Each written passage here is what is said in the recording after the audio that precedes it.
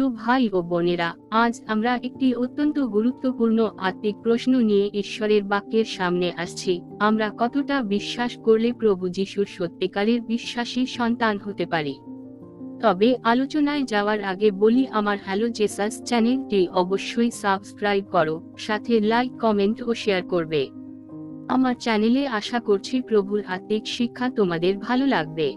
এবারে আজকের আলোচনায় আসি। আজকের পৃথিবীতে অনেক মানুষ বলে, আমি ঈশ্বরে বিশ্বাস করি, আমি যিশুকে মানি, কিন্তু প্রশ্ন হলো, এই বিশ্বাস কি আমাদের ঈশ্বরের সন্তান করে তোলে, নাকি বাইবেল বিশ্বাস সম্পর্কে আমাদের আরো গভীর কিছু শেখায়?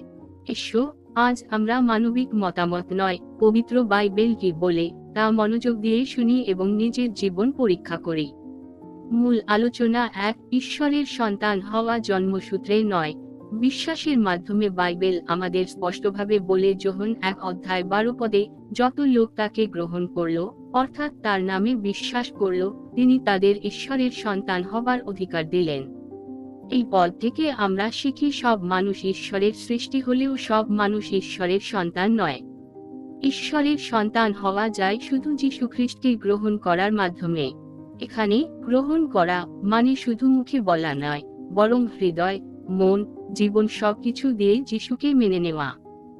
2, কতটা বিশ্বাস দরকার? সম্পূর্ণ হৃদয়ের বিশ্বাস। অনেকেই ভাবে, আমার বিশ্বাস কম, তাই আমি ঈশ্বরের সন্তান নই।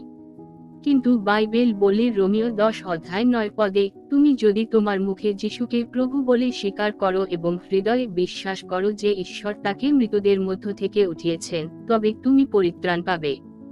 এখানে বিশ্বাসের পরিমাণ বলা হয়নি, বরং বলা হয়েছে হৃদয়ের বিশ্বাস। ঈশ্বর আমাদের মুখের কথা নয়, তিনি আমাদের অন্তরের বিশ্বাস দেখেন।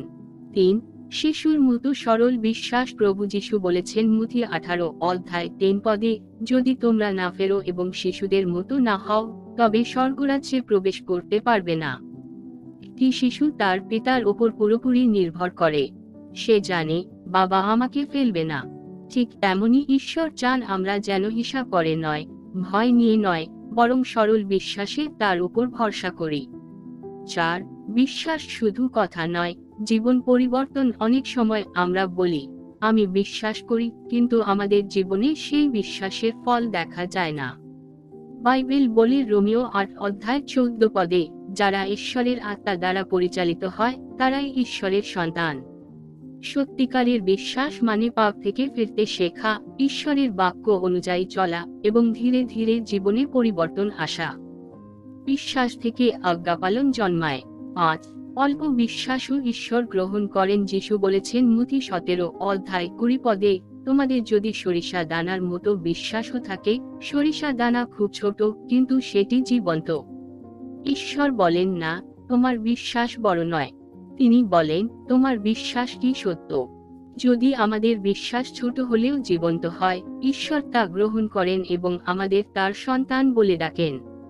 6, বিশ্বাসে স্থির থাকা। বিশ্বাস একদিনের বিষয় নয়। কষ্ট, অভাব, রোগ, অপমানের মধ্যেও বিশ্বাস ধরে রাখাই হলো সত্যিকারের বিশ্বাস।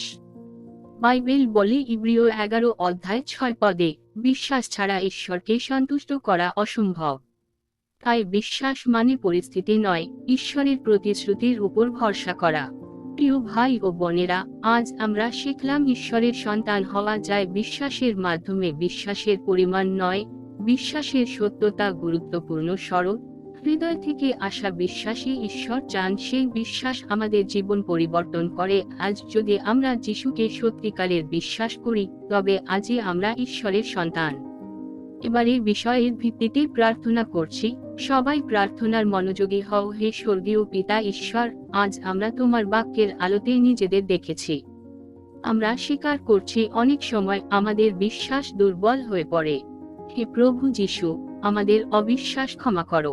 আমাদের হৃদয়ে জীবন্ত বিশ্বাস দাও। আমাদের জীবন তোমার হাতে সমর্পণ করছি। আমাদের চিন্তা, কথা ও কাজ সবকিছুতে যেন আমরা তোমার সন্তান হিসেবে বাঁচতে পারি। পবিত্র আত্মা দ্বারা আমাদের পরিচালিত করো, যেন আমরা শেষ নিঃশ্বাস পর্যন্ত বিশ্বাসে স্থির থাকতে পারি। সব মহিমা, সম্মান ও প্রশংসা তোমার পবিত্র যিশু নামে অর্পণ করছি। প্রভু যিশু খ্রিস্টের নামে প্রার্থনা করছি, আমেন। জয় যিশু, হাল্লেলুয়া।